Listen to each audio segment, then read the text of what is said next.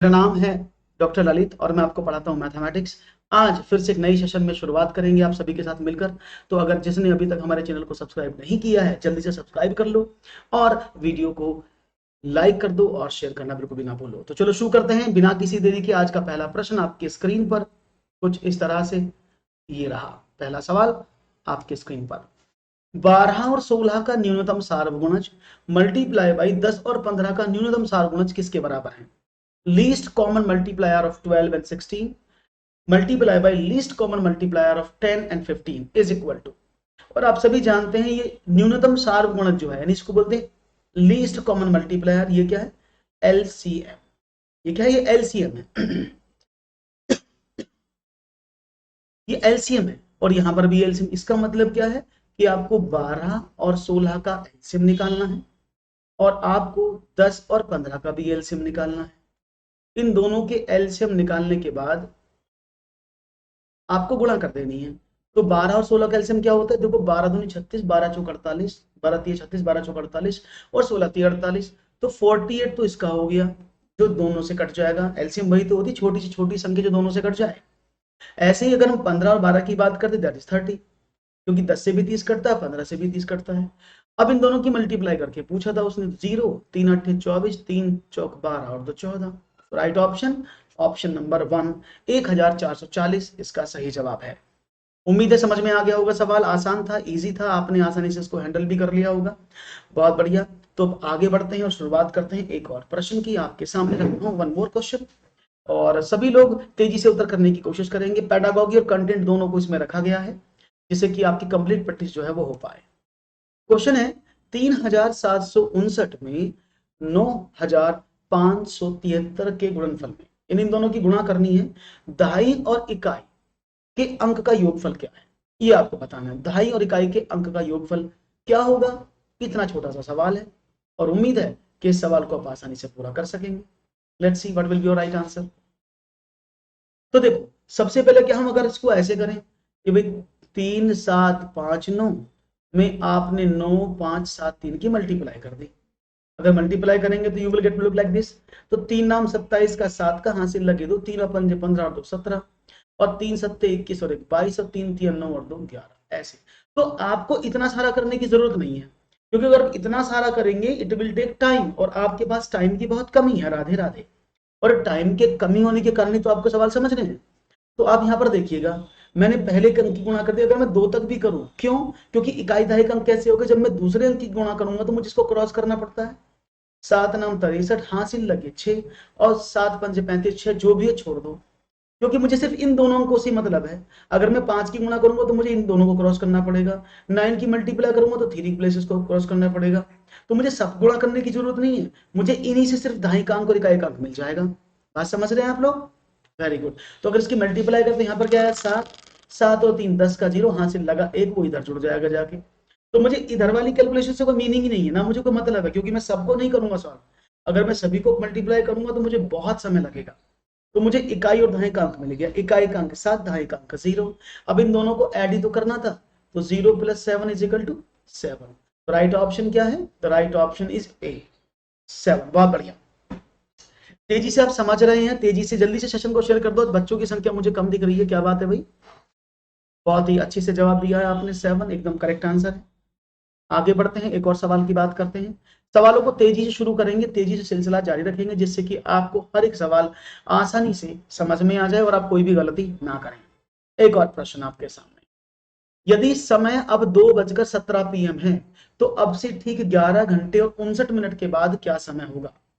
If the time is 2:17 now, then what will be the time after 11 hours and 59 minutes from now? Simple सवाल है, बहुत ही easy सवाल है। अगर अब समय 2:17 PM है तो इसको दो तरीके से कर सकते हो आप। अब देखो 2:17 PM है अब यहाँ पर, अगर मैं इसमें 11 घंटे और 59 मिनट जोड़ूं तो कितना हो जाएगा? आपने कहा 9 और 7 16, 5 और 1 6 और 1 7 76 आ गया, है ना? 76 आ गया ना यहाँ पर। ये अब ये 76 जो है ये तो होता नहीं है भाई, 76 तो कुछ नहीं होता क्योंकि मिनट तो 60 तक ही होती है। तो हम क्या करें, हमने इसमें से 60 निकाला एक तरफ, जो हासिल लग गया, यहाँ 16 बच गया। तो 11 2 13 और 1 14। अब ये 14 हो गए, क्योंकि दोपहर के 12 बजे थे, रात के 2 बज गए, 2:16। जो कंफ्यूजन क्रिएट भी कर रहा होगा, तो मैं आपको प्रतिकारी मेथड बताता हूँ, जिसको कंपनसेट मेथड बोलते हैं। उसको कैसे करते हैं उसको भी समझना, एक बार में वो भी क्लियर हो जाएगा। अभी 2:17 PM हो रहे हैं, उसने बोला 11 घंटे 59 मिनट बाद। अब देखो मोटी सी बात है, अगर इस सवाल को मुझे आसान बनाना है तो मैंने अपनी तरफ से इसमें 1 मिनट जोड़ दिया। अगर इसमें मैं 1 मिनट ऐड कर दूं तो ये 12 घंटे पूरे हो जाएंगे ना। अगर मैं इसमें 1 मिनट ऐड कर दूं तो पूरे 12 घंटे हो गए ना।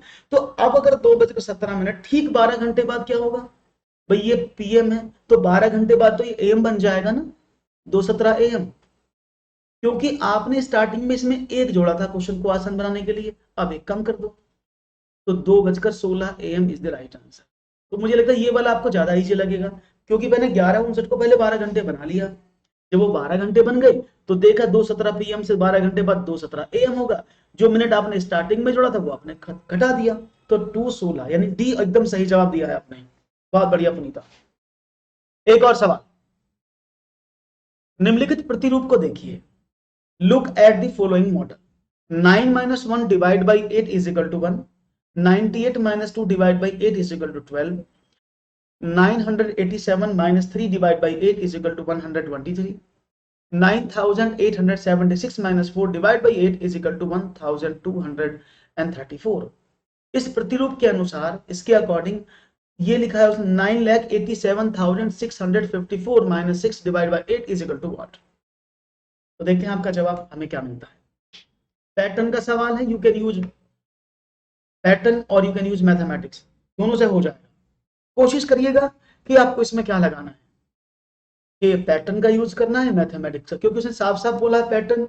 तो ये पैटर्न को फॉलो कर रहा है, किसी पर्टिकुलर पैटर्न को फॉलो कर रहा है। और पैटर्न क्या है आप देखो, समझने की कोशिश करना। 9 में से 1 कम किया तो यहाँ पर 1 आपने लिख दिया। 98 में से 2 कम किया तो 8 से डिवाइड किया तो यहाँ पर क्या 2 लिखा तो 1 2 आ गया। आपने इसमें से 3 कम किया तो 1 2 3 आ गया। यहाँ पर 4 था तो आपने 4 लिखा तो 1 2 3 4 आ गया। अगर यहाँ पर 6 लिखा है तो क्या आना चाहिए, क्या आना चाहिए, आपने कहा 1 2 3 4 5 6, यही तो आना चाहिए, यानी सी ऑप्शन करेक्ट है। तो आपको कोई भी कैलकुलेशन करने की जरूरत नहीं पड़ेगी। There's no need to do any calculation. You just do the question and you will get the answer. Clear है, बात समझ में आ गई होगी। कोई मुश्किल नहीं है, पैटर्न का सवाल था। अगर आप इसको मैथ से भी करेंगे सॉल्व, तो 9 में से 1 घटाएं, 8 का डिवाइड करें तो 1 आता है। 98 में से 2 घटाएं और 8 का डिवाइड करें तो 96 में 8 का डिवाइड करोगे तो 12 8 96। तो ये वही चलेगा, लेकिन इतनी बड़ी कैलकुलेशन करने के लिए हमें समय लगेगा, तो हमने सिंपल पैटर्न को यूज कर लिया। बहुत बढ़िया जवाब। One more question.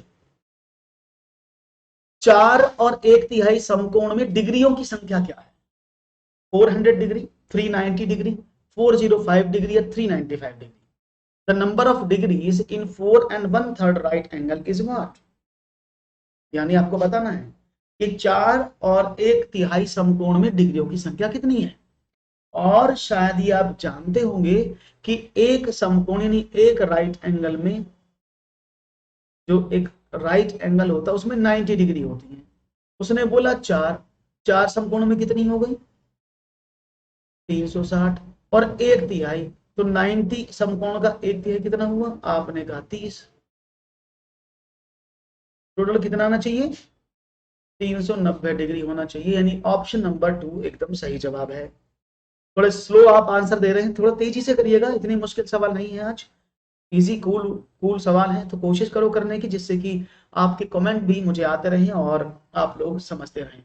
तो 5 प्रश्न हुए हैं आपके, अच्छे से आपने किया है, बहुत अच्छी तरीके से सवालों का जवाब दिए हैं। एक और सवाल लेते हैं फिर। एक पासे में विपरीत फलकों की संख्याओं का योगफल 7 होता है। निम्नलिखित में से कौन सा पासे में वलन होगा, वलन मींस फोल्ड होगा। The sum of the numbers of opposite faces in a dice is 7. Which of the following dice will fold? तो देखते हैं, ये पासा मैंने आपको पढ़ाया हुआ है, और पासे को तो शायद आप सब जानते भी होंगे। पासे को बोलते हैं डाइस। क्या बोलते हैं, डाइस। और डाइस 2 तरह का होता है, एक होता है ओपन, एक होता है क्लोज। तो ये क्वेश्चन जो है ओपन डाइस का है। तो ओपन डाइस की कुछ प्रॉपर्टी है, अगर वो पासा स्टैंडर्ड डाइस है, यानी अगर वो पासा मानक पासा है, तो डाइस में हम इस तरह से करते हैं, उसने बोला ना कि संख्याओं का 7 होता है योगफल, तो मतलब वो स्टैंडर्ड डाइस है। अगर किसी भी पासे की डाइस की अपोजिट फेसेस का सम 7 होता है तो उसको ओपन डाइस नहीं बोलते, उसको क्लोज डाइस बोलते हैं, ठीक है ना। लेकिन 7 होता है तो वो मानक पासा कहलाता है, जिसको स्टैंडर्ड डाइस बोलते हैं। जैसे 3 के पीछे हमेशा 4 होगा, 1 के पीछे हमेशा 6 होगा और 2 के पीछे हमेशा 5 होगा। इस तरह से ये स्टैंडर्ड डाइस की बात करते हैं। तो इसमें कैसे पहचाने, क्योंकि उसको भी पहचानना बड़ा आसान है। इसको क्या करेंगे समझिएगा, जब भी आपको ओपन पासा मिलता है तो उसकी अल्टरनेटिव फेजेस जो होती है वो एक दूसरे के अपोजिट होती हैं। बताता हूं पुनीता, अल्टरनेटिव फेजेस जो होती है वो एक दूसरे के अपोजिट होती है। मतलब यहां पर इस बड़ी वाली लाइन को देखो, एक के पीछे 3 2 है, यानी एक छोड़कर एक। ऐसे 2 के पीछे 5 होगा तो 4 के पीछे 6 होगा। ऐसे यहां पर देखिए 2 के पीछे 1 है, 3 के पीछे 6 है और 4 के पीछे 5 है। ऐसे इसको देखिए 3 के पीछे 4 है, 1 के पीछे 6 है और 2 के पीछे 5 है। बात समझ में आ रही है। ऐसे ही इसको देखें तो 3 के अपोजिट फलक 4 है, 2 का अपोजिट 2 1 है और 6 का अपोजिट 5 है। इस तरह से ये पासा पढ़ा जाता है। अब यहां पर अगर मैं आपको बताऊं, पहले पासे की अगर मैं बात करता हूं तो देखो 2 और 1 3 होता है, उसने बोला 7 तो गलत हो गया। 2 के पीछे 1 आ रहा है, उसने बोला है दोनों का टोटल 7 होना चाहिए, ये भी गलत हो गया। 3 के पीछे 4 4 और 3 7, 1 के पीछे 6 6 और 1 7, 5 के पीछे 2 7, तो तीनों फलकों पर 7 7 आ रहा है। इसका मतलब ऑप्शन नंबर सी ही इसका सही जवाब होगा। क्लियर है। नमस्कार आयुष, कैसे हैं? बात क्लियर हुई? क्या बोला मैंने? आई थिंक समझ में आ गया होगा आपको क्या समझना था और क्या पढ़ना था। इसको देखेंगे, इसमें एक डाइस का तो है, एक फलक का तो 4 3 7 है, लेकिन दूसरी का 2 और 1 3 है। उसने बोला था विपरीत फलकों का टोटल 7 होना चाहिए, तो आपने उत्तर कर दिया। क्लियर है, बहुत बढ़िया, बहुत खूबसूरत जवाब। एक और सवाल आपकी तरफ, ये रहा। दो संख्याएं तीसरी संख्या से क्रमशः 20% और 50% अधिक हैं, तो उन दो संख्याओं का अनुपात क्या है? Two numbers are 20% and 50% more than the third number respectively. Then the ratio in those two numbers will be what? देखते हैं जवाब क्या मिलता है। दो संख्याएं हैं, किसी तीसरी संख्या से 20% और 50% अधिक है, तो उन दोनों संख्याओं में अनुपात क्या होगा? 2:5, 3:2, 4:5 या 5:2? तो देखते हैं जवाब क्या कहते हैं आपसे और क्या देते हैं आप इसका आंसर। समझ लो, अगर वो परसेंटेज में संख्या दे रहा है तो आप समझ के चलना कि वो संख्या परसेंटेज में आप ले लो। मैंने माना तीसरी संख्या 100% थी, है ना, तीसरी संख्या 100% है, तो उसने बोला पहली वाली जो संख्या वो 20% अधिक है, तो कितनी होगी? 120। दूसरी वाली संख्या जो है इससे 50% अधिक है, तो वो 150% हो गई। ये तो मतलब है। ऐसा नहीं करना है कि सीधा 20 और 50 का रेशियो निकाल दो तो 2:5, वो गलत है, क्योंकि यह तीसरी संख्या का इन्वॉल्वमेंट है। तो वो जो 20% ज्यादा है वो तीसरी संख्या से, और तीसरी संख्या मैंने 100% माना है। अगर मैं उसको 100% मानता हूं तो पहली संख्या जो थी वो तो 20% अधिक थी तो 120 हो जाएगी, दूसरी संख्या 50% अधिक थी तो 150 हो जाएगी। अब इन दोनों का एवरेज रेशियो पूछा था, 0 से 0 कट गया, 3 से काटे, 3 चौक 12, 3 पंजे 15, तो उन दोनों संख्याओं का अनुपात 4:5 होगा। Right option, option number 2। इस हम जल्दबाजी में गलती कर देते हैं सवाल में, हम बहुत जल्दी गड़बड़ी करके आ जाते हैं और इसको 2 5 लगा के आ जाते हैं, जो कि गलत जवाब है। ठीक है, बहुत बढ़िया, समझ में आया आपको बहुत ही खूबसूरती से। आप इस तरह से जवाब देते तो बहुत ही खूबसूरत। गुड आफ्टरनून आकांक्षा, कैसी हैं? बहुत बढ़िया। एक और सवाल, चलो। एक पेंसिल का मूल्य 2 सही 1/2 रुपए है। अमित 1.5 दर्जन पेंसिलें खरीदता है और दुकानदार को 100 रुपए का नोट देता है, उसे कितने रुपए वापस मिलेंगे? The value of A pencil is 2.5 rupees. Amit buy 1.5 dozen pencils and give the shopkeeper a note of ₹100. How much money he will he get back? Question number 8 का डी होना चाहिए ऐसा बताया जा रहा है। तो देख लेते हैं। देखो, एक पेन की कीमत कितनी? 2 दूनी 4 और 1 5, 5/2 रुपए है। उसने कितने पेन खरीदे? 1.5 दर्जन, यानी 1.5। तो एक दर्जन में होते हैं 12, आधा दर्जन में 6, तो उसने 18 पेन खरीदे। टोटल टोटल 18 पेन परचेज की ना उसने। तो वो पेन कितने का? 45 रुपए के वो पेन। तो उसने जो पेन खरीदे वो 55 रुपीज के थे। उसने कहा 100 रुपए उसने दुकानदार को दिए, दुकानदार ने 45 रुपए अपने कट करके उसे रिटर्न में कितने दिए होंगे? 55 रुपए। बहुत बढ़िया, डी, बहुत ही खूबसूरती से जवाब मिला है, डी, खूबसूरत, आसान सवाल था। एक और प्रश्न लेते हैं फिर आपके सामने। ये रहा, किसी वर्ग का परिमाप 24 सेंटीमीटर और किसी आयत की लंबाई 8 सेंटीमीटर है। यदि वर्ग और आयत दोनों के परिमाप बराबर हों तो आयत का क्षेत्रफल वर्ग सेंटीमीटर में कितना है? The perimeter of a square is 24 centimeter and the length of the rectangle is 8 centimeter. If the perimeter of the square and rectangle are equal, then the area of rectangle in centimeter square is what? Option आपके सामने है, चाहूंगा जवाब मिले। Question number 9 आपके समक्ष रखा हुआ है। लेट्स सी क्या मिलता है जवाब। समझने की कोशिश करिएगा। देखो, ये एक वर्ग है और ये एक आयत है। उसने कहा वर्ग का परिमाप 24 है, आयत की लंबाई 8 है। उसने कहा इन दोनों का परिमाप बराबर है, तो इस आयत का पेरीमीटर भी तो 24 ही हुआ। और आप तो जानते हैं आयत का परिमाप क्या होता है, 2 into L plus B is equal to 24 होता है। भाई 2 इंटू एल प्लस बी 24 हो गया। अब आपको एल प्लस बी कितना हो गया, आपने कहा 24 अपॉन 2 दैट इज 12। तो एल और बी का टोटल 12 है और एल तो आपको पता 8 है, तो पुट कर दें 8 plus B is equal to 12। तो b is equal to 12 minus का 8 बराबर 4। उसकी चौड़ाई 4 है, उस आयत की लंबाई 8 और चौड़ाई 4 है। उसने बोला इसका क्षेत्रफल क्या होता है, क्षेत्रफल होता है लंबाई गुणा चौड़ाई। लंबाई कितनी है 8, चौड़ाई कितनी है 4। तो कितना आसान सवाल था, 32 centimetre square. Option number D.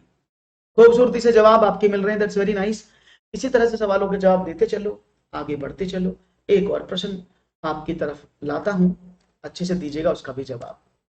आकृति में प्रत्येक वर्ग की भुजा 1 सेंटीमीटर है, छायांकित भाग का क्षेत्रफल बता दो। In the figure the arm of each square is 1 centimetre, the area of the shaded area is what? जो शेडेड रीजन है इसका एरिया कितना होगा? प्रश्न आपके सामने है। 10 centimetre, 11 centimetre square, 8 centimetre square या 9 सेंटीमीटर स्क्वायर। और क्वेश्चन नंबर 10 आपके स्क्रीन पर है। उम्मीद करता हूं जवाब अच्छे से मिलेगा, कोई दिक्कत नहीं होनी चाहिए सवाल को। बहुत अच्छा सवाल है, एग्जाम बेस्ड क्वेश्चन है। कोशिश करेंगे सभी लोग इसका उत्तर देने की। इस प्रश्न को आप दो तरीके से कर सकते हैं, मैं आपको समझा देता हूं। पहले देखो, आकृति में हर एक वर्ग जो की भुजा 1 सेंटीमीटर है, यानी ये भी एक है, ये भी एक है, ये भी एक है, ये भी एक है, ये भी एक है। This is 1 1 1 1 1। यानी आपने क्या देखा, एक एक ऐसे है, एक एक ऐसे, तो कुल जो लंबाई है इसकी 5 है, चौड़ाई भी 5 बाई 5 का ये वर्ग है। क्लियर है? ओके। अब क्या करें, अब सवाल को समझने की कोशिश करिएगा, आपको ये एक बार में क्लियर हो जाएगा, पक्का मेरा प्रॉमिस है। अब ये दो तरीके हैं, या तो आप पूरे का एरिया निकालो और इसमें से जो रीजन शेडेड नहीं है उसको घटा दो, ये सिर्फ शेडेड रीजन का एरिया निकाल लो। तो अगर पहला वाला तरीका आप अपनाते हैं तो क्या करेंगे, फिर आप इसमें अलग अलग त्रिभुज एंगल बनाएंगे जो बहुत ही टाइम, मैं दोनों से करा देता हूं जिसको आपको अच्छा लगे समझिएगा। तो पहले मैं आपको बताता हूं इसको सिंपल तरीके से। देखो, अगर मैं इस लाइन को यहां खींच दूं, ब्लू लाइन दिख रही है ना आपको, मैंने एक ब्लू लाइन डाली यहां पर ऐसे, तो इसमें दो ट्राइंगल का निर्माण हुआ। एक ये ब्लू वाला दिख रहा है ना आपको, और दूसरा एक और बना देता हूं, ये भी दिख रहा होगा आपको, कहां है भाई, ये वाला, एक ये रेड वाला। दो ट्राइंगल का निर्माण हो गया ना इसमें, ऐसे बेस दोनों का सेम है, ठीक है ना। अगर मैं इसकी हाइट की बात करता हूं इस वाले की, तो कितनी है 1 2 3, और इसके बेस की बात करता हूं कितना है 1 2 3 4, तो 4 इसका बेस हो गया। अगर मैं इसकी बात करता हूं, इसकी ये ऊंचाई कितनी है यहां से यहां तक, आपने कहा 1 2, तो मैंने 2 लिख दिया। अब आपके सामने दो ट्राइंगल का निर्माण हुआ इसी आकृति से। कौन कौन से, एक तो ये वाला ट्राइंगल है और एक ये वाला ट्राइंगल है ना। इन दोनों का बेस 4 है, इसकी ऊंचाई 3 है। तो पहला तो समकोण त्रिभुज बना। इस त्रिभुज की क्या क्षेत्रफल होता है, आपने कहा sir 1/2 into base into height होता है। तो 1/2 बेस कितना है 4, हाइट कितनी है 3, तो 2 दूनी 4। तो इस वाले ट्राइंगल का एरिया है 6 सेंटीमीटर स्क्वायर। दूसरे वाले की बात करते हैं, इसमें क्या हो जाएगा, आपने कहा 1/2 into base into height. 1/2 base कितना है इसका 4, हाइट कितनी है 2, तो 2 दूनी 4, ये 4 हो गया। तो यानी इन दोनों आकृतियों का जो यही तो शेडेड थी। तो पहली वाली का कितना 6, दूसरी वाली का 4, तो 10 सेंटीमीटर स्क्वायर इसका एरिया आ गया। क्लियर है? Right option, option number A. I think clear हो गया होगा सबको। Right option 10। आप इसको ऐसे भी निकाल सकते थे, आप ये टुकड़े अलग अलग निकाल लेते तो आपको 5-6 बनाने पड़ते, 4 त्रिभुज बनाने पड़ते, एक आयत बनाना पड़ता, जो कि और टिपिकल होता। तो राइट ऑप्शन क्या है? That is option number A. Correct है? सबको समझ में आ गया कैसे किया है? वेरी नाइस, सभी लोगों को क्लियर हो चुका है, बहुत बढ़िया। एक और सवाल लेते हैं फिर तो। किसी वस्तु के विक्रय मूल्य तथा क्रय मूल्य का अंतर 210 रुपए है। यदि लाभ प्रतिशत 25% हो तो वस्तु का विक्रय मूल्य कितना है? क्वेश्चन आपके सामने है। The difference between the selling price and the purchase price of an article is 210 rupees. If the profit percentage is 25%, then the selling price of the article is what? तो क्वेश्चन आपके सामने है, जल्दी से दीजिएगा जवाब। क्वेश्चन नंबर 11 आपके समक्ष है। तो देखो इसको मैं भी करा देता हूं। उसने क्या बोला है? उसने बोला है सेलिंग प्राइस और कॉस्ट प्राइस का अंतर 210 है। ये तो आप जानते हैं कि सेलिंग प्राइस और कॉस्ट प्राइस का जो अंतर होता है वो प्रॉफिट होता है। इसी को तो प्रॉफिट बोलते हैं। प्रॉफिट 210 रुपए का है। प्रॉफिट तो उसने दिया 25% का है, तो ये 25% का प्रॉफिट उसने दिया 210 के बराबर। उसने बोला है विक्रय मूल्य, तो अगर वो कॉस्ट प्राइस पूछता तो 100% का वैल्यू निकालते, क्योंकि सेलिंग प्राइस क्या होता है? कॉस्ट प्राइस प्लस प्रॉफिट, तो प्रॉफिट और जोड़ दिया, तो यानी वो 125% का वैल्यू आपसे पूछ रहा है। बात समझ में आ रही है? भाई आपसे उसने बोला है कि चीज कितने की बिकी, तो 100% की चीज थी, 25% का प्रॉफिट हो तो 125% की बिकी, तो वो आपसे 125% का वैल्यू पूछ रहा है। तो 25 पंजे 125, 21 पंजे 105, दैट इज 1050 रुपए। क्लियर है? अगर वो कॉस्ट प्राइस आपसे पूछता कि what is the cost price of this article, तो क्या करते कॉस्ट प्राइस में? आप इसमें 25% का वैल्यू कितना था? 210, तब आप इसमें 100% का वैल्यू निकालते। अगर वो कॉस्ट प्राइस पूछता तो 25 चौके 100, तब 840 रुपए इसका कॉस्ट प्राइस है। क्लियर है? तो इसका कॉस्ट प्राइस कितना है? 840, और इसका सेलिंग प्राइस कितना है? 1050। क्योंकि हमसे सेलिंग प्राइस पूछा है इसलिए हमने इसका सेलिंग प्राइस का आंसर दिया। क्लियर हो गया होगा, समझ में आया होगा। सवाल बड़ा आसान था, बढ़िया था। एक और सवाल फिर इसी बात पर। संख्या 49,532 का सन्निकट हजारवां मान क्या होगा? The approximate thousandth value of the number 49,532 is will be what? Let's see what will be your right answer. सारे धुरंधर मेरे साथ बैठे हैं, सारे साथी मेरे साथ बैठे, और मुझे उम्मीद है कि इसका जवाब आप बहुत अच्छे से देंगे। कोई भी पैडागोगी भी आएगा अभी, थोड़ा सा बस 2 सवाल बाद पैडागोगी शुरू हो जाएगा। और जवाब में क्या मिलेगा देखते हैं। आंसर क्या होना चाहिए इसका, समझ लो। बचपन में बहुत पढ़े थे कि 2.457 8 और 6 को 4 अंक तक शुद्ध रूप से लिखो। ऐसे बोलते थे ना कि 4 अंक तक शुद्ध रूप से लिखो।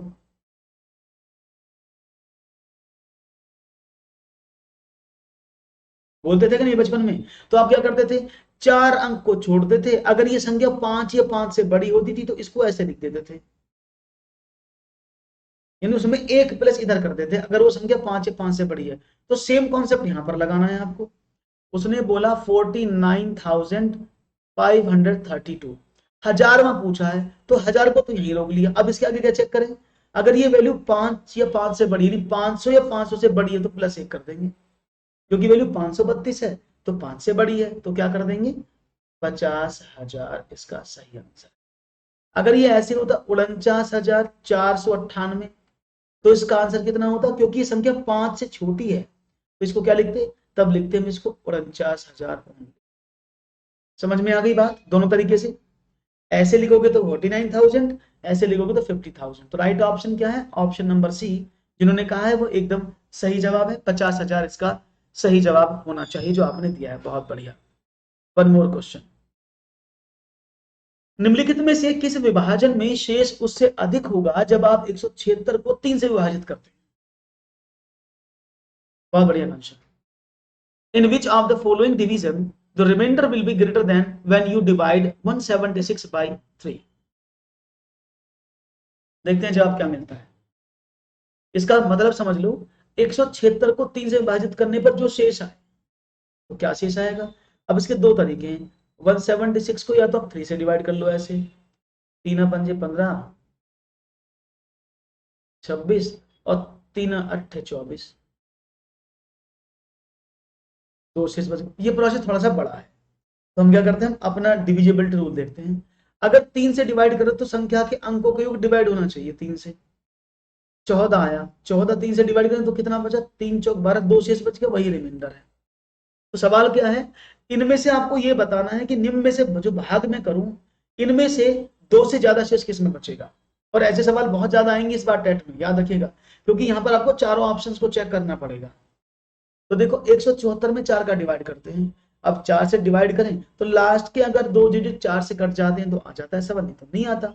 तो कितना करें, तो 4 से काटें, 4 एकम 4 बचे 3, 4 अट्ठे 32, तो दो शेष बचा।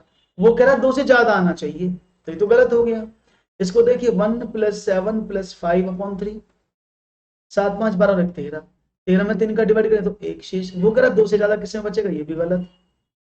इसकी बात करते हैं, देखो इसमें तो यूनिट प्लेस पर 2 है, इकाई का अंक 2 से डिवाइड करोगे तो शेष 0 आएगा। अब एक ऑप्शन बचा 1 7 और 3। आप सभी जानते हैं अगर 5 से डिवाइड करेंगे तो यहाँ पर 0 या 5 का होना जरूरी है, तो 3 शेष दे देगा। तो यानी सिर्फ एक संख्या डी ऐसी है जिसमें भाग जो है 2 से ज्यादा है, यानी 176 को 3 से विभाजित करने से जो बड़ा शेष आएगा वो इस ऑप्शन नंबर 4 से आएगा। क्लियर है, बात समझ में आ गई होगी, बहुत बढ़िया। होल, बहुत ही अच्छी तरीके से आपने सवालों का उत्तर दिया है, दैट्स वेरी नाइस। तो एक और सवाल आपके स्क्रीन पर, चलो। गणित शिक्षण की आगमन विधि का सिद्धांत है, इनमें से कौन सा गणित शिक्षण की आगमन विधि का सिद्धांत माना जाता है? ज्ञात से अज्ञात की ओर, अज्ञात से ज्ञात की ओर, सामान्य से विशिष्ट की ओर और विशिष्ट से सामान्य की। Method, which of the following the principle of inductive method?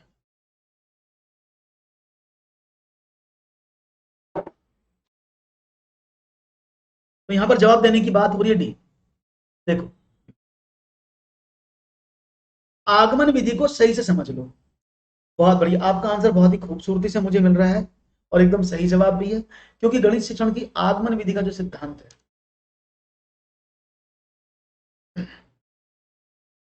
आगमन विधि की जो शिक्षण विधि है उसका सिद्धांत क्या है? देखो सब क्या होता है मैं आपको बता देता हूं। आ और गमन, ये मैंने समझाया हुआ भी है, फिर बता देता हूं। आ मीन्स आने से, गमन में जाने की तरफ, जो आने से जाने की तरफ होती है। बच्चों क्या आता है, उदाहरण, तो उदाहरण से नियम की तरफ ही चलती है। जो उदाहरण होते हैं वो तो मैंने कहा ये मेरा सेल फोन है, ये उदाहरण दिया मैंने, तो मेरे सामने है ना ये प्रत्यक्ष रूप से, तभी तो उसका उदाहरण देता हूं बच्चों को। तो यानी प्रत्यक्ष से प्रमाण की तरफ या प्रत्यक्ष की ओर। अब जो चीज प्रत्यक्ष रूप से मेरे सामने वो तो मूर्त है, तो मूर्त से अमूर्त की ओर। और जो भी उदाहरण दिए जाते हैं वो हमेशा क्या होते हैं, विशिष्ट होते हैं, तो विशिष्ट से सामान्य की ओर। बच्चे को जो उदाहरण आता है वो उसे पता है, जो आता है मतलब पता है, तो ज्ञात है, तो ज्ञात से अज्ञात की ओर, ये इसके सूत्र हैं। Is it clear? अब समझने की कोशिश करेंगे कि इसको सिद्धांत क्यों माना गया, ये विशिष्ट सामान्य की ओर आगमन विधि का सिद्धांत क्यों है, समझिएगा। क्योंकि बच्चा बहुत सारे उदाहरण पढ़ता है और एक नियम निकालता है जिसको सामान्य नियम कहते हैं, जिसको सामान्यकरण भी बोलते हैं। क्या बोलते हैं? सामान्यकरण, जनरलाइजेशन। तो बेसिकली बच्चा कैसे भी पढ़े, वो अज्ञात से ज्ञात पढ़े, स्थूल से सूक्ष्म की तरफ पढ़े, प्रत्यक्ष पढ़े, मूर्त पढ़े, लेकिन उसको फाइनली करना क्या होता है, सामान्यकरण करना होता है। फाइनली क्या करना होता है, उसे एक विशिष्ट एग्जाम्पल पढ़ के बहुत सारे एक नियम बनाना होता है। तो इसी को बोलते हैं विशिष्ट सामान्य नियम बनाना, सामान्यकरण, और ये आगमन विधि का सिद्धांत है। तो राइट ऑप्शन है ऑप्शन नंबर 4। बहुत बढ़िया, सब लोगों ने अच्छा जवाब दिया, वेरी नाइस। एक और सवाल, चलो।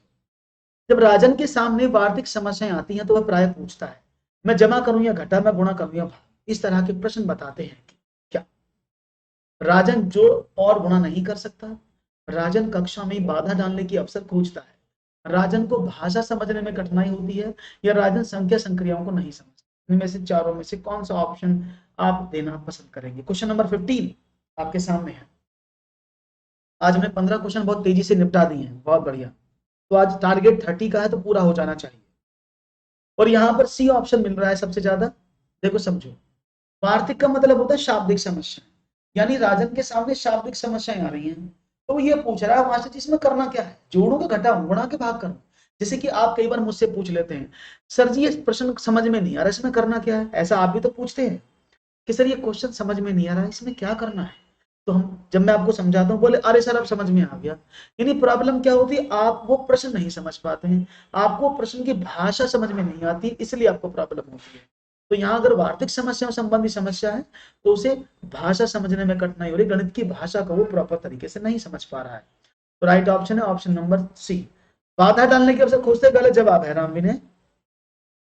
बी क्यों बोल रहे हो, अरे कोई बच्चा क्या कक्षा में बाधा डालने के अवसर खोजेगा, उसका अवसर आप देंगे ही नहीं। अगर आप अच्छे शिक्षक हैं तो आप उसको शिक्षक हैं तो आप उसको मौका देंगे नहीं, उसको अवसर नहीं देंगे कि वो बाधा डालने की कोशिश करे।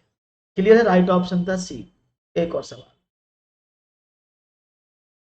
भिन्नों की संकल्पना से परिचित कराने के लिए एक अध्यापक शुरू कर सकता है, प्रारंभ कर सकता है, कहां से शुरू कर सकता है। तो introduce the concept of fraction teacher can start, विभिन्न भिन्नों के अंश और हर की पहचान करा करके, एक सामान्य रेखा पर भिन्नों को ज्ञात कराकर, भिन्नों को a अपॉन बी के रूप में लिखकर जहां b नॉट इक्वल टू 0। आप ठीक कहा आपने राम ने, या उनके आसपास की वस्तुओं के भिन्नात्मक भागों की पहचान कर। क्या बात है, तेजी से मिल रहा है जवाब, सब लोगों ने एक ही सुर में बोला है साहब ऑप्शन नंबर डी को लॉक कर दिया जाए। चलो भाई ऑप्शन नंबर डी को लॉक कर देते हैं, उनके आसपास की वस्तुओं के भिन्नात्मक भागों की पहचान, बिल्कुल सही बात है। क्योंकि एनसीएफ 2005 क्या कहता है, एनसीएफ कहता है स्पेशली 2005 वाला कि बालक को करके सिखाओ, एग्जाम्पल देकर सिखाओ, और वो कहां से होनी चाहिए कि उसका जो सिलेबस है, जो उसका कंटेंट है, वो दैनिक जीवन से कोरिलेट होना चाहिए। इसलिए बच्चों को दैनिक जीवन से कनेक्ट करके पढ़ाओ। तो जब आप कॉन्सेप्ट पढ़ाएंगे भिन्न का, तो उसको तब भी तो आप डेली लाइफ से जोड़ेंगे। इसीलिए बच्चों को 1/2 बताने से पहले ये बताना जरूरी है कि ये तुम्हारे पास एक चॉकलेट है, इसमें से 2 हिस्से कर दिए बराबर बराबर, एक तुम्हारे पास एक मेरे पास, तो मेरे पास कितना, तो बोलेगा 2 में से 1। तो तब बच्चों को समझ सकते हो तो कि 2 टोटल हिस्से हुए और 1 तुम्हारे पास है। तो तब इस तरह से शुरुआत करेंगे। तो राइट ऑप्शन है 15 का डी। 15 का डी नहीं होगा, कौन कह रहा है, अनन्या। 15 का डी होगा, नहीं नहीं नहीं, 15 का बी, सी ऑप्शन। हाँ, don't go with the book, book में ये गलत दिया हुआ है, मैंने पढ़ा है बुक में, मुझे बच्चों ने पहले भी बताया हुआ है। तो ये संक्रियाओं को नहीं समझ, संक्रिया को वो जानता है, तभी तो पूछ रहा है क्या करना है। एक और, प्राथमिक स्तर पर विद्यार्थियों को माप का संदर्भ पढ़ाने के लिए निम्नलिखित में से कौन सा कथन सत्य है, which statement is true while you are teaching measurements in the class. अप्रमाणिक मापों का उपयोग प्रमाणिक मापों के बाद करना चाहिए, प्रमाणिक मापों का उपयोग अप्रमाणिक मापों के बाद करना चाहिए, केवल अप्रमाणिक मापों का उपयोग करना चाहिए, या अप्रमाणिक मापों का उपयोग ही नहीं करना चाहिए। यानी standard unit, non standard measure should be used after authentic measure, ये standard measures, authentic measurement should be used after non-standard measures, only non-standard measures should be used, or no, non-standard units must not be used। तो देखते हैं, इसको मैंने आपको पहले भी समझाया है, इस सवाल को कैसे करते हैं कि भाई माप का संदर्भ, इसे सवाल बहुत इंपॉर्टेंट है, ये सवाल हर टेट में आया हुआ और घूम फिरा कर पूछा गया है, घुमा फिरा करके। यानी यहां पर आपको ये सवाल देगा, किसी जगह और दूसरा देगा, लेकिन कॉन्सेप्ट आपको पता होना चाहिए कि अगर हम माप की बात करते हैं, अगर हम माप की बात करते हैं तो माप को समझने की कोशिश करना। अप्रमाणिक मापों का प्रयोग प्रमाणिक मापों के बाद करना चाहिए। तो पहले माप बता दें, तो माप को टोटल 4 पार्ट में बताया गया है। नंबर 1 है ऑब्जर्वेशन, ऑब्जर्वेशन एंड वेरिफिकेशन। पहला तो ये है ऑब्जर्वेशन और वेरिफिकेशन। दूसरा होता है use of non standard unit, तीसरा होता है स्टैंडर्ड यूनिट, और चौथा होता है उनके बीच कोरिलेशन, संबंध।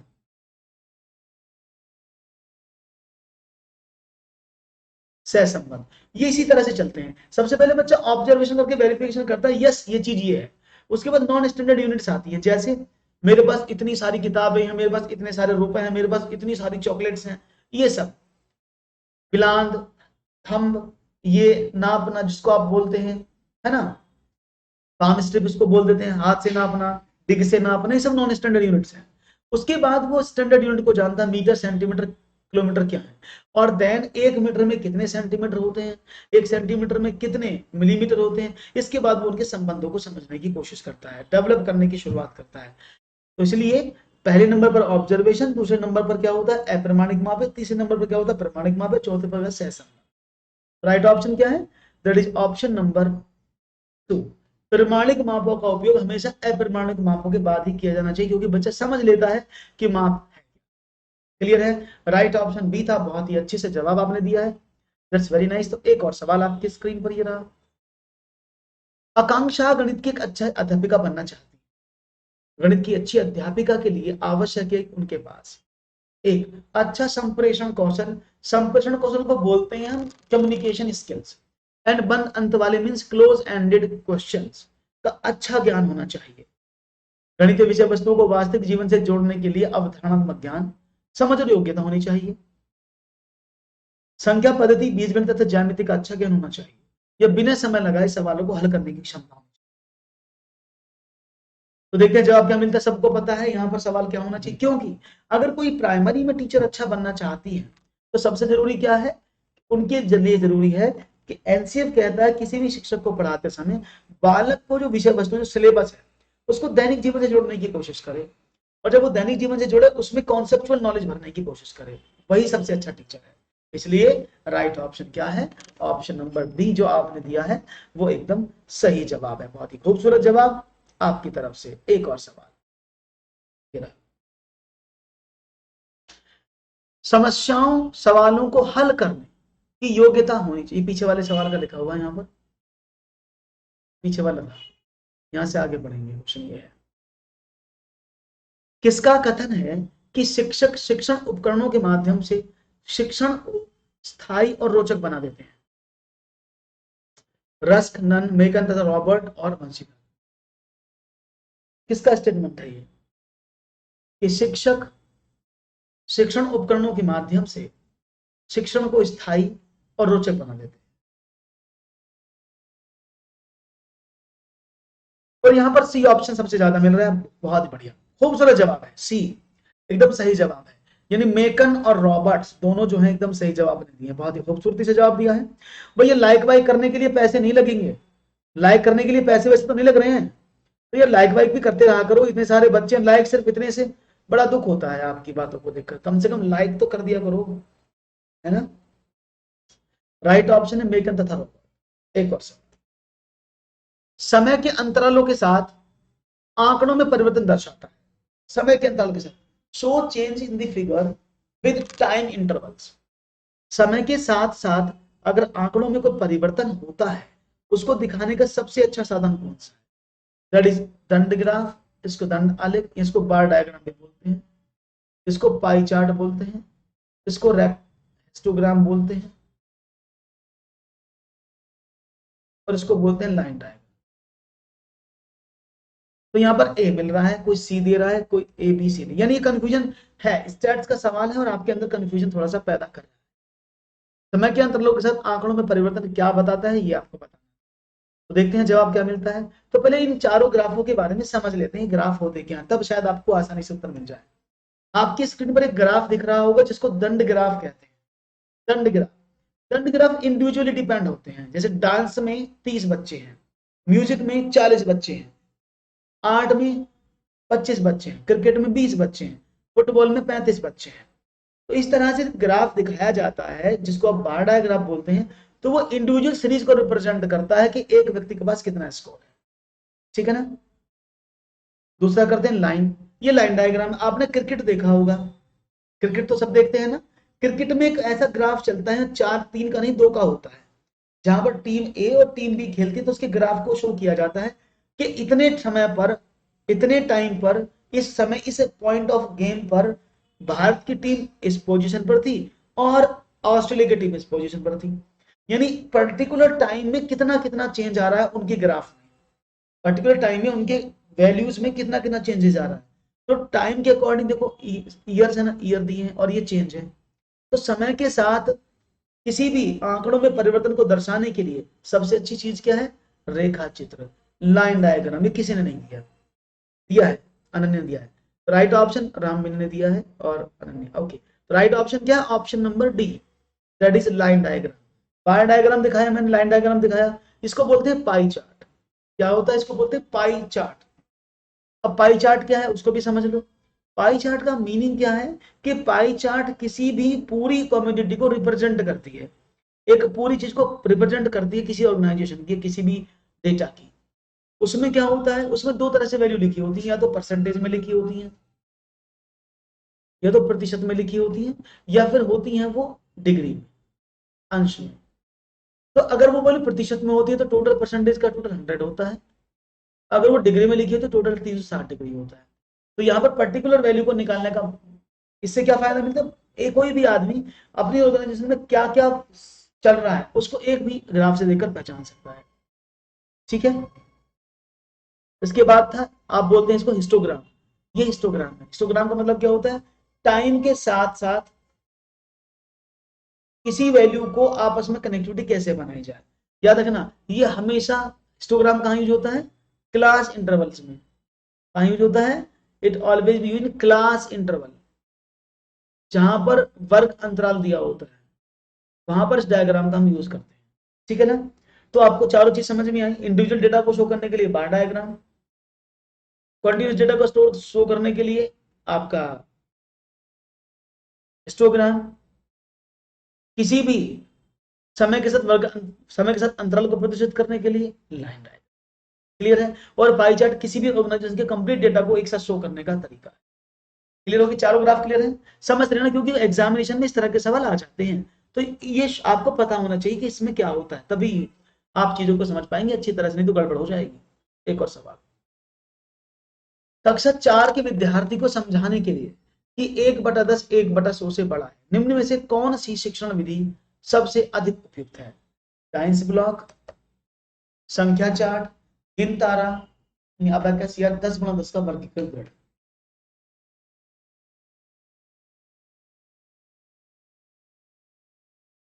सब लोग डी आंसर दे रहे हैं इसका, क्या बात है, सब लोगों को पढ़ा लिखा है।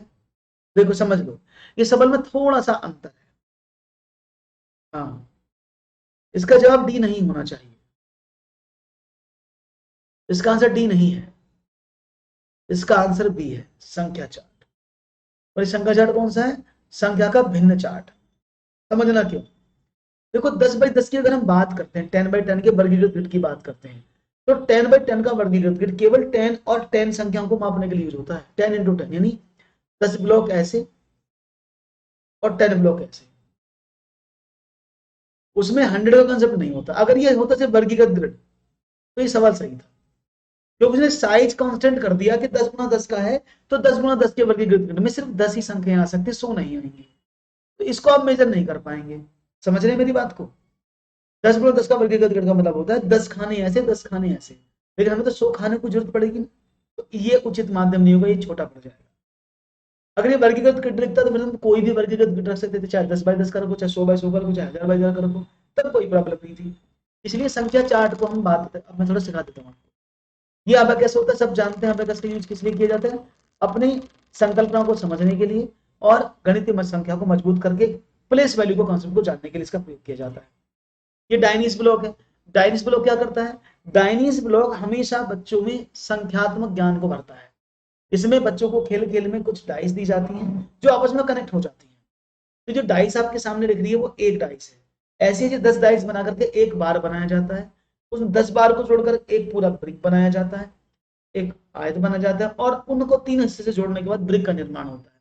तो ये 1 को शो करता है, ये 100 को, 10 को, ये 100 को, ये 1000। तो बच्चों को गिनती सिखाने के लिए, गिनती की संकल्पना को मजबूत करने के लिए हम डायनीज ब्लॉक का प्रयोग करते हैं। संख्या चार्ट कैसे होता है उसको भी समझ लो, संख्या का भिन्नात्मक चार्ट। ये ऐसे होता है जैसे यहाँ पर 1 लिखा है, तो नेक्स्ट इससे छोटी संख्या आएंगी।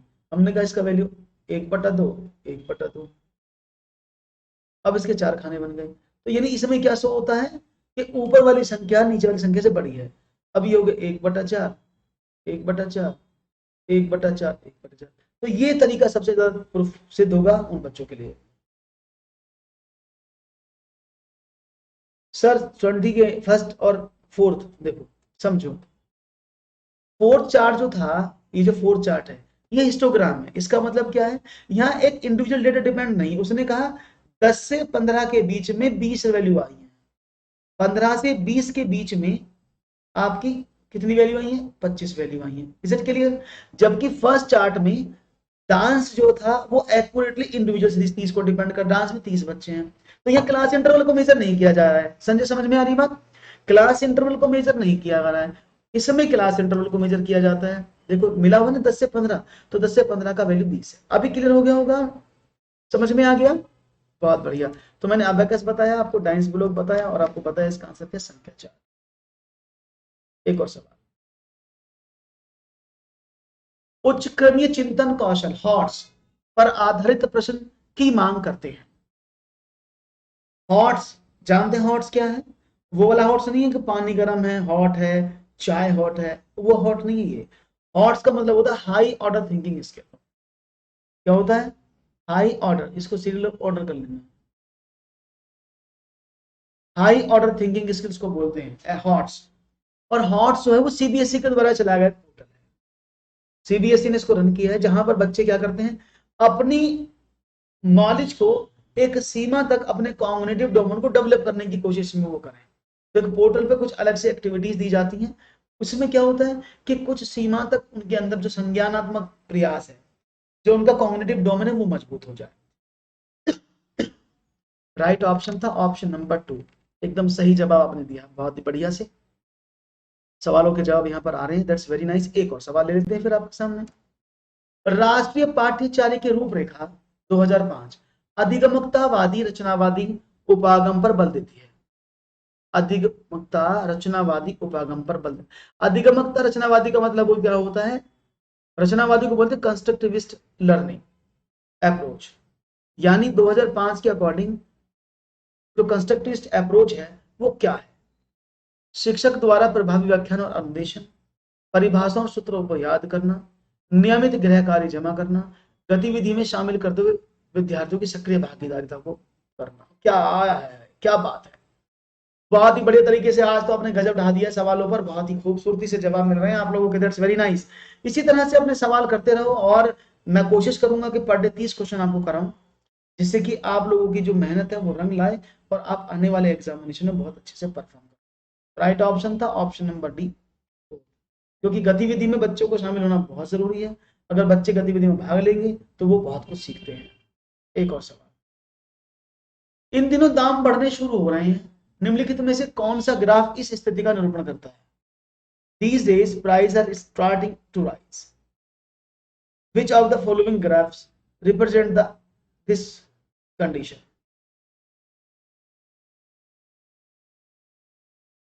देखते हैं जवाब क्या मिलता है। चार ग्राफ आपके सामने रखे हुए हैं और उम्मीद करता हूं चारों में सही दें। ए, क्या बात, देखो ये है समय के साथ बढ़ती हुई दूरी, इसको ध्यान से समझना।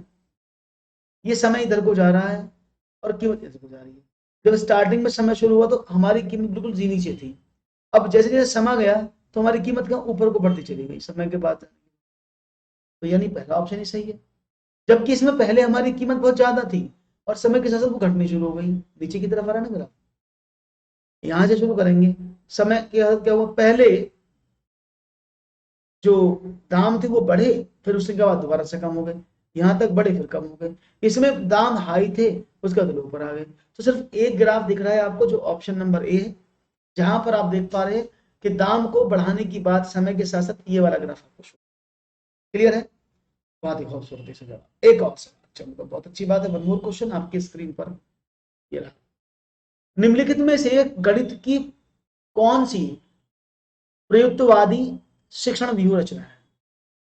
प्रयुक्तवादी क्या होता है शायद आपको पता होगा, नहीं तो मैं बता देता हूं। That is constructivist approach.